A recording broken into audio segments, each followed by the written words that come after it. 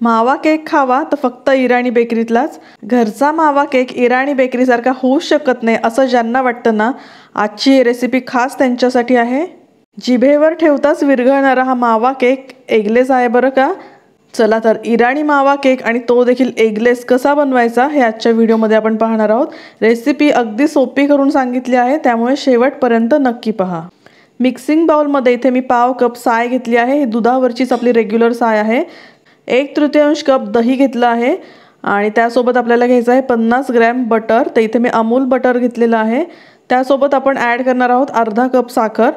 तर इथे मी पिठी साखरेचा वापर केला नाही आहे, नॉर्मल जी आपली रेग्युलर साखर येते ना तीच वापरली आहे. आता हे आपण सगळं छान ब्लेंड करून घेऊया. यामध्ये घालूया 1.5 टेबलस्पून रिफाईंड ऑइल आणि पुन्हा हे सगळं छान मिक्स करून घेऊया. जर ब्लेंडर नसेल तर ही सगळी प्रोसेस आपल्याला मिक्सरच्या जारमध्ये करायची आहे, किंवा मग अगदी आपली जुनी पद्धत जी आहे हाताने फेटण्याची ती देखील तुम्ही वापरू शकता. यामध्ये मी आता घालते पाव कप मावा. वजनी म्हणाल तर 100 ग्रॅम एवढा मी मावा घेतलेला आहे आणि कपमध्ये वरपर्यंत दाबून भरला होता. तर तो देखील आपण ब्लेंड करून घेऊया. तर इराणी मावा केकमध्ये मेन काय आहे ना, की मावा देखील हा आपल्याला छान फेटून घ्यायचा आहे, म्हणजे त्याची चव जी आहे ती प्रत्येक बाईटमध्ये आपल्याला येते आणि मग कुठे खवा वेगळा आणि केक वेगळा असं होत नाही. तर आता हे सगळं 5-7 मिनिट एकजीव केल्यानंतर यामध्ये मी केशरच्या काही काड्या घालते. आता मावा केकचं जे मेन इन्ग्रेडियंट आहे ना ते म्हणजे वेलची पूड. तर इथे मी 1 चमचा एवढी विलायची पूड घेतली आहे. साधारण 4 मोठ्या वेलच्या मी कुटून घेतल्या आहेत साखर न घालता. यामध्ये आता एक 10-12 ड्रॉप्स आपण व्हॅनिला एसेन्सचे ॲड करूया.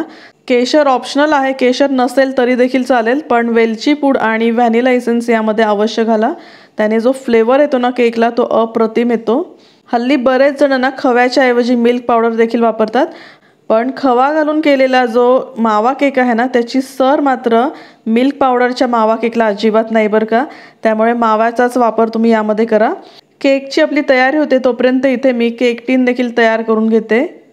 मोल्डच्या साईजचा बटर पेपर इथे मी कट करून घेते. बरं, व्हिडिओ जर तुम्ही आत्तापर्यंत पाहिला असेल स्किप न करता, तर आजचा हा व्हिडिओ तुम्ही कुठल्या गावातून कुठल्या शहरातून पाहताय हे जाणून घ्यायला मला नक्कीच आवडेल, त्यामुळे कमेंट करायला विसरू नका. केक संदर्भातल्या थोड्याशा महत्त्वाच्या टिप्स. सर्व साहित्य घेताना रूम टेम्परेचरचं घ्यायचं.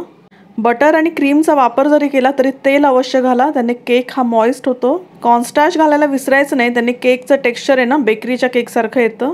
सर्व साहित्य एकदा तरी चाळा, त्यामुळे केक ना एकदम हलका होतो. चला आता इथे जर तुम्हाला केक टीनला बटर पेपर वापरायचं नसेल तर काय करायचं, तर अगदी सोपं आहे. मोल्डला थोडंसं तेल लावायचं आणि त्यावर मैदा डस्ट करायचा, म्हणजे आपला केक टीन तयार होतो. तर इथे माझा बटर पेपर लावून केक टीन तयार झाला आहे. आता मी आज ना थोडेसे बदाम यावर घालणार आहे, दुसरे काही ड्रायफ्रूट्स नाही वापरणार आहे. तर बदामचे मी इथे फ्लेक्स तयार करून घेते.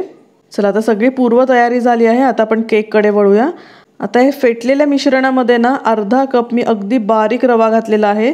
बॉम्बे रवा किंवा 0 नंबर रवा ज्याला म्हणतात ना तो आपल्याला वापरायचा आहे. बॉम्बे रवा नसेल तर मात्र काय करायचं, रेग्युलर रवा जो असतो ना तो आपल्याला मिक्सरला फिरवून तो यामध्ये घालायचा आहे आणि व्यवस्थित आपल्याला मिक्स करून घ्यायचं. कुठेही याचे लम्स झाले नाही पाहिजेत. आता रवा आपण एक 10 मिनिटासाठी सेट होण्यासाठी असंच ठेवून देऊया.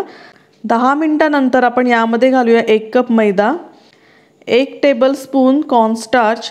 तर कॉर्नस्टार्चमुळे ना केकला टेक्स्चर खूप छान येतं, अगदी विकतच्यासारखा केक होतो. यामध्ये 1 चमचा बेकिंग पावडर आणि पाव चमचा बेकिंग सोडा ॲड करायचा. क्लिप माझ्याकडून मिस झाली होती त्यामुळे दाखवू नाही शकले.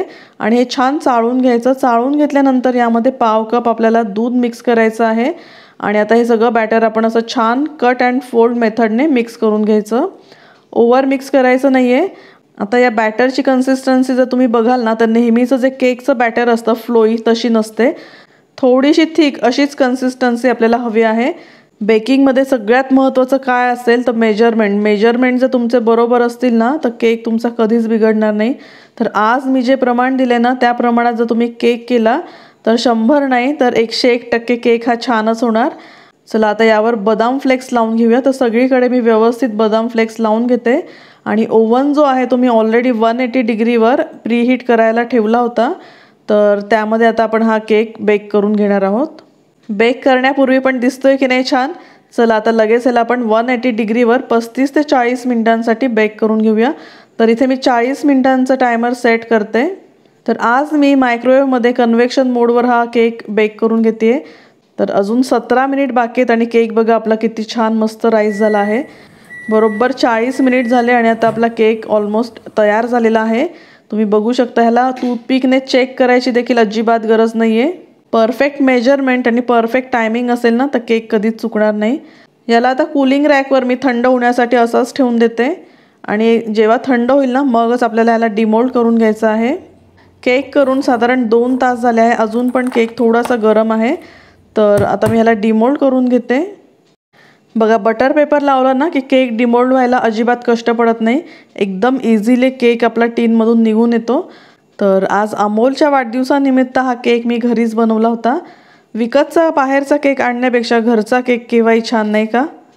चला आता अमोलचा वाढदिवस कसा सेलिब्रेट केला ना ते देखील आपण पाहूया आणि महत्त्वाचं म्हणजे केक आपला कसा झाला आहे ते पाहूया. तर केक तुम्ही कट करतानाच पाहू शकता, एकदम मस्त फाईन कट होतो आणि त्याचं टेक्स्चर देखील तुम्ही बघू शकता. अगदी सेम विकतचा जो इराणी मावा केक असतो ना तसाच टेक्स्चर तसाच फ्लेवर झाला आहे. तर ट्राय नक्की करा.